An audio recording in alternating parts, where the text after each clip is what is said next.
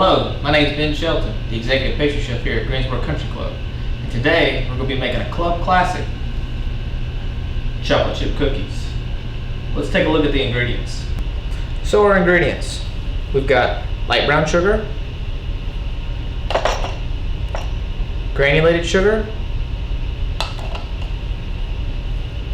unsalted room temperature butter, a little bit of room temperature egg, baking soda, salt, a nice bourbon vanilla extract, cake flour, which we prefer to use because it produces a chewier, softer cookie. But if you like a crunchy Dunkin' cookie, you absolutely could use all-purpose or even bread flour. And then chocolate chips, of course, for our chocolate chip cookies. I like to use some small ones and some large ones. That way you get a nice dispersion of chocolate chips. The great thing about this recipe is you could absolutely change this ingredient up. You want to use white chocolate chips with macadamia nuts, you could absolutely substitute that. If you want to use toasted pecans, mini M&Ms, really you could do almost anything. So let's get to the mixing. So today I'm going to be using the KitchenAid mixer to mix this together with the paddle attachment. But if you don't have one, you absolutely could do this by hand, especially if you've got a young kid with you. My son loves nothing more than to take butter and brown sugar and smush it up by hand and make cookies by hand. So the first thing we're going to start off with is the butter.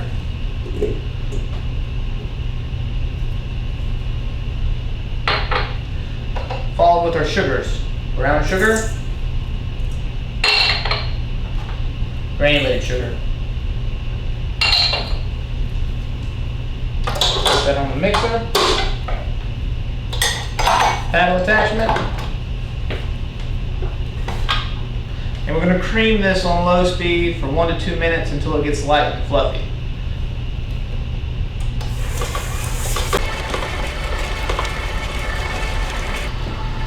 Alright, our butter and sugar is creamed now. Now we can start adding the eggs and the vanilla. We're going to slowly add the eggs while it's still mixing.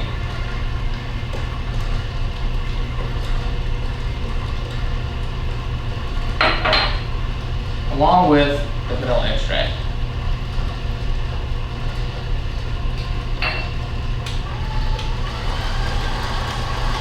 Now it may not come together right away, and you may actually have to stop the mixer, take the bowl and paddle off, and using a rubber spatula, scrape this down. This is going to ensure proper mixing and really make sure your cookies come out good. Alright, our eggs, butter, sugar are all together now. Now we can add the dry.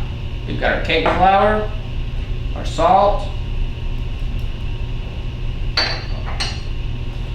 and our baking soda. Now baking soda not only leavens the cookie a little bit, but it also adds that unique flavor profile that chocolate chip cookies have.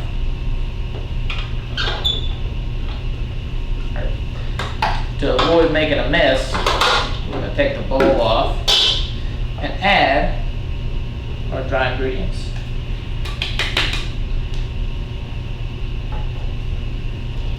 Place that back on the mixer.